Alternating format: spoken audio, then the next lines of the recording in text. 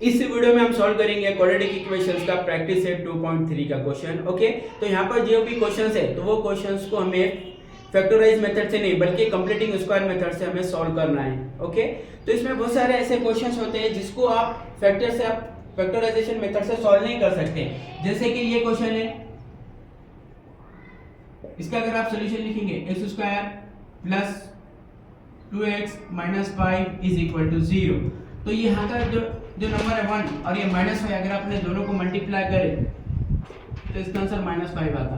तो आप -5 के आप ऐसे दो फैक्टर्स निकाल ही नहीं सकते जिनका अगर आप एडिशन करेंगे यानी अलजेब्रिक सम करेंगे तो आंसर आपको 2 मिलना। इसके फैक्टर पॉसिबल नहीं है। क्या है, 5 के दो ही तो फैक्टर है, 5 और 1। यहाँ माइनस डालो या फिर यहाँ डालो तो 2 तो आंसर आ ही नहीं सकता। तो इस क्वेश्चन को फैक्टराइज मेथड से आप सॉल्व नहीं कर सकते।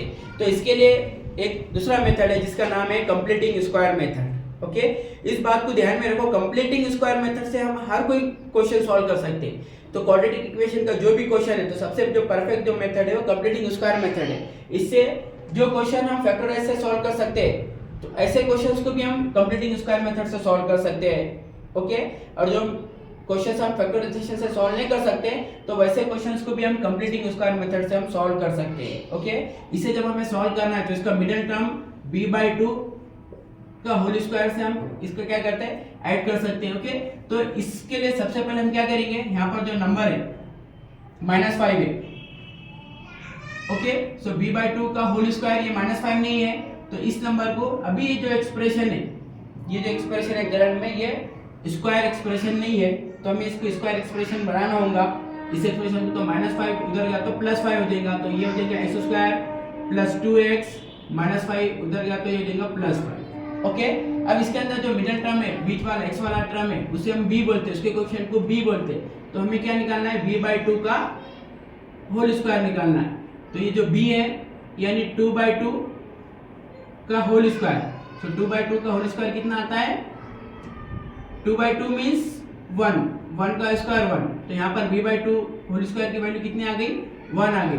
तो हम क्या करेंगे, इक्वेशन के दोनों साइड ये +1 क्या करेंगे, ऐड करेंगे। तो ऐड 1 ऑन बोथ साइड्स, दोनों साइड ये ऐड करेंगे, दोनों साइड 1 ऐड करेंगे। तो यहाँ पर क्या हो जाएगा, फिर ये x² प्लस 2x प्लस 1 इज इक्वल टू 5 + 1। अब ये जो एक्सप्रेशन है ये कंप्लीट स्क्वायर एक्सप्रेशन होगी। क्यों, क्योंकि हमारे पास जो फॉर्मूला है a + b होल स्क्वायर का, वो किस तरह से आता है, a²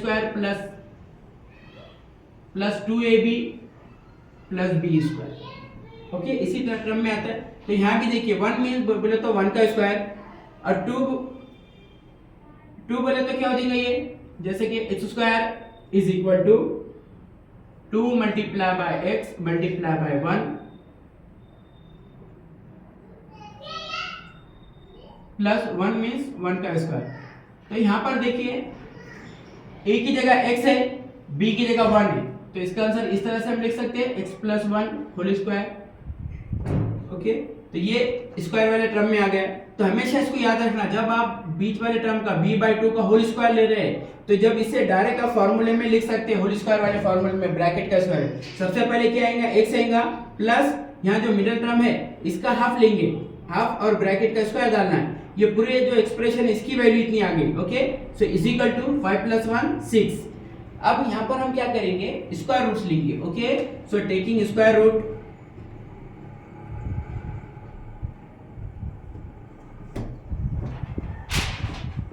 जब हम स्क्वायर रूट ले रहे हैं तो इसका स्क्वायर रूट दोनों साइड लेना पड़ता है। तो यहाँ पर हम स्क्वायर रूट लेंगे तो x + 1 होल स्क्वायर, इसका स्क्वायर रूट लेंगे तो स्क्वायर रूट और स्क्वायर कैंसिल हो जाएगा, तो ये हो जाएगा x + 1 इज इक्वल टू, और 6 का स्क्वायर रूट लेंगे तो ये √6 हो जाएगा, because 6 is not a perfect square. और आपको पता है निगेटिव नंबर और पॉजिटिव नंबर दोनों का भी स्क्वायर सेम आता है, इसलिए स्क्वायर रूट जब हम लेंगे तो प्लस माइनस लगाना पड़ता है, क्योंकि प्लस का स्क्वायर और निगेटिव स्क्वायर दोनों भी सेम आता है। यानी अगर +√6 रहेगा तो उसका भी स्क्वायर √6 रहेगा, और -√6 रहेगा तो उसका भी स्क्वायर क्या आएगा, √6 रहेगा। तो इसलिए प्लस माइनस लगाते हैं। अब कहेंगे कि अब आप कहेंगे कि आप इधर क्यों प्लस माइनस नहीं लगा रहे, क्योंकि अगर आप दोनों साइड प्लस माइनस लगेंगे तो वो तो कैंसिल हो जाएंगे, इसके कोई मीनिंग ही नहीं रहेंगे, इसीलिए इक्वेशन के वन साइड ही प्लस माइनस आते हैं। तो जहां पर कांस्टेंट नंबर्स रहे तो वो साइड ही प्लस माइनस आते हैं, वेरिएबल के साइड नहीं आते, तो यहाँ पर हमने प्लस माइनस लगाए। ओके, अब देखिए यहाँ पर सॉल्व करना मीन्स हमें क्या करना है, x की वैल्यू निकालना है। तो x 1 इधर प्लस में तो इधर आके वो माइनस हो जाएगा, सो -1 plus minus √6।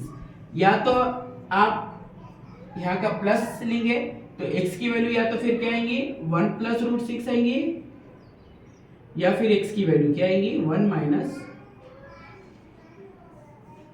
Okay, so plus का 1 इधर आके -1 आ गया, तो एक बार आप क्या लेंगे, एक बार प्लस लेंगे, एक बार माइनस लेंगे, तो x की वैल्यू या तो -1 प्लस √6 आएंगी, या फिर x की वैल्यू आएंगी -1 माइनस √6। ओके, इस तरह से x के कितने 2 वैल्यूज आएंगे,